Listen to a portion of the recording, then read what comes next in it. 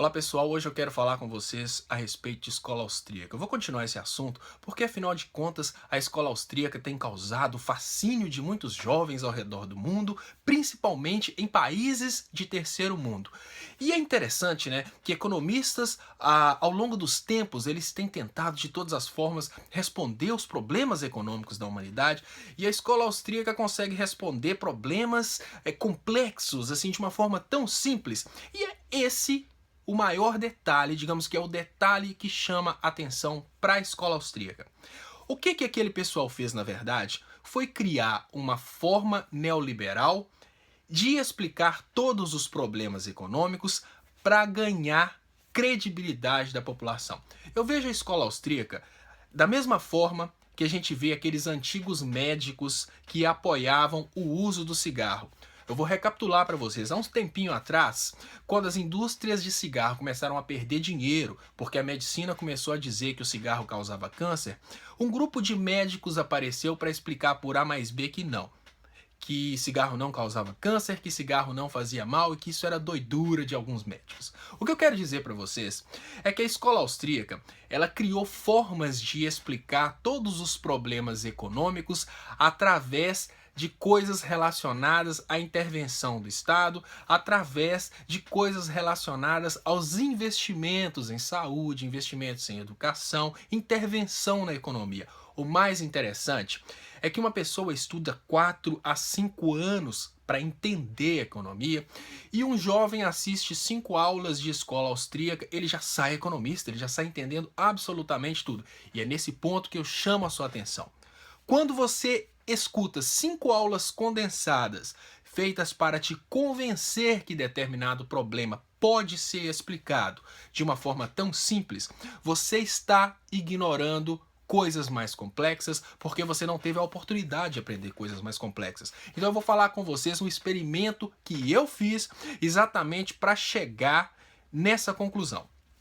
Conversando com um colega que eu tenho, que é uma pessoa de altíssimo nível, é muito importante deixar claro que não se trata de um jovem sem conhecimento algum. Essa pessoa, ela é formada em comunicação social.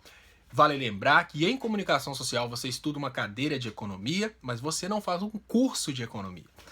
Essa pessoa afirma fortemente que a liberação total dos mercados vai trazer para o Brasil, por exemplo, as melhores benefícios possíveis para a economia brasileira.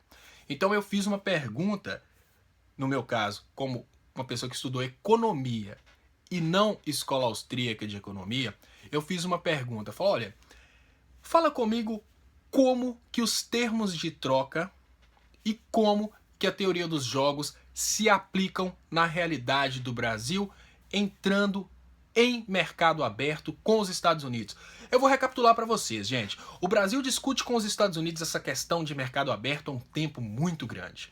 A última reunião, inclusive mundial, a respeito do tema, deu uma confusão muito grande, poucos brasileiros sabem disso. Mas o Brasil brigava pelo mercado aberto dos produtos que o Brasil produz. Os Estados Unidos brigava pelo mercado aberto dos produtos que ele produz. É mais ou menos assim. Os Estados Unidos não briga pelo mercado aberto, ele briga pelo mercado aberto daquilo que ele produz, e ele é protecionista nos produtos que o Brasil produz. Deixa eu explicar para vocês como é que funciona. Os Estados Unidos, eles querem incentivar você, jovem, a lutar pela abertura de mercados dos produtos industrializados, porque os produtos industrializados é onde os Estados Unidos têm a vantagem competitiva, é onde os Estados Unidos ganham dinheiro vendendo para o Brasil. Em contrapartida, para proteger os produtores agrícolas americanos, os Estados Unidos não aceitou liberação de mercado nos produtos agrícolas brasileiros. Eles fazem todo esse lobby te convencendo a brigar por liberação de mercado nos produtos industrializados, mas foram eles que não aceitaram a liberação de mercado nos produtos que o Brasil produz. E foi por isso que houve, digamos que um clima não muito favorável na última reunião a respeito do tema, e ficou decidido que cada país vai sim tributar os produtos internacionais. Para você que acha que foi só o Brasil que não quis entrar nesse mercado livre sem tarifa de importação, Não, foi os Estados Unidos, exatamente no ponto onde os Estados Unidos quer ser protecionista, que a confusão foi gerada.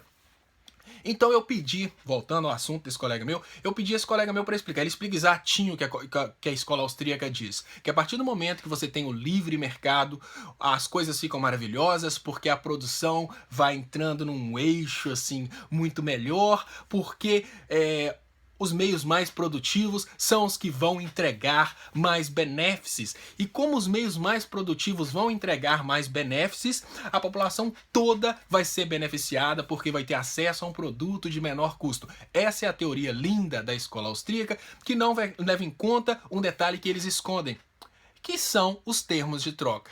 Então eu falo com você para pesquisar a respeito dos termos de troca, porque essa parte eles não querem falar, afinal de contas eles querem a liberação de mercado.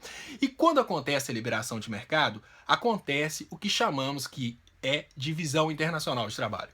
Nesse momento, os Estados Unidos começam a produzir produtos industrializados de altíssima tecnologia e troca com o Brasil produtos agrícolas. No momento inicial, não tem problema algum, porque afinal de contas, nós somos produtores de produtos agrícolas. O problema é que nós nunca vamos nos tornar industrializados se a gente entrar numa liberação total de comércio. Nós vamos ficar condenados para o resto da eternidade a trabalhar produzindo produtos agrícolas. Isso é ruim? Não seria ruim se não entrasse a teoria dos termos de troca.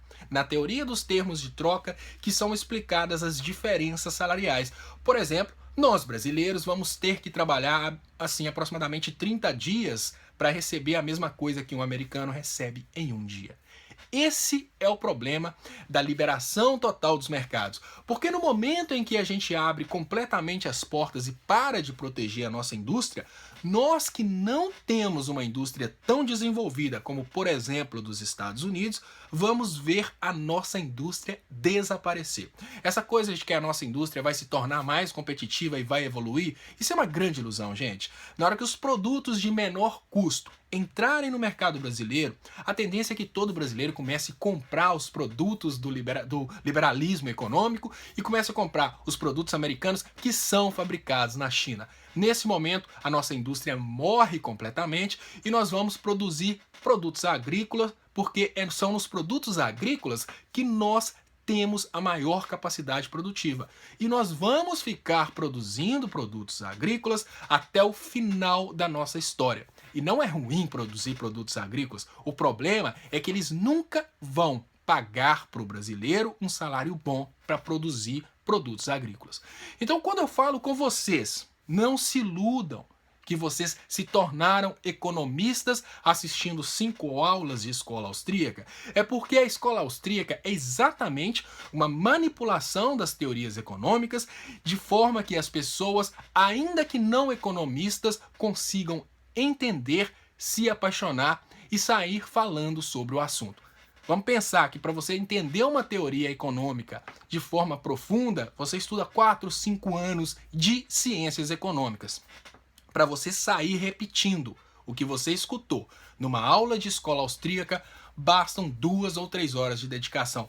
É interessante que eu vejo jovens de 14 anos, na hora que eu uso uma teoria econômica aceita no mundo inteiro para explicar como a mídia utilizou teorias econômicas para espalhar a crise no Brasil. Uma crise que até hoje eu não sei se ela realmente existe, porque eu acredito que houve, na verdade, foi um stop total no consumo. Parou totalmente o consumo, parou totalmente a produção por causa do consumo, mas o brasileiro continua rico. Tanto é que o próprio presidente já falou que não houve crise.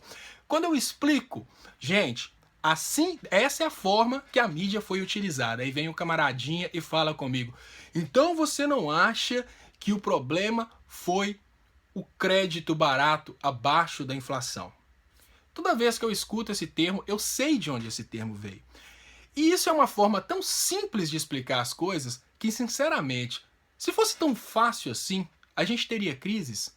Se fossem necessárias apenas 5 aulas de YouTube para se transformar em economista e conseguir ser, por exemplo, o diretor do Banco Central do Brasil, ou quem sabe o ministro das Finanças, o ministro da Fazenda, será que 5 aulas de YouTube te colocam em condição de entender toda a complexidade da economia mundial? Eu te peço para refletir, não para desistir do assunto, mas para buscar mais informação. Porque não pode ser tão simples assim. Digamos que a teoria econômica, que foi criada pela humanidade ao longo de muitos séculos, não pode ser resumida em 2, 3 horas de aulas no YouTube. Reflita sobre o que você está fazendo com você e sobre o que você está propondo para o futuro do seu país. Eu acho que não pode ser tão fácil assim. Se fosse assim, a gente não estava em crise. Muito obrigado.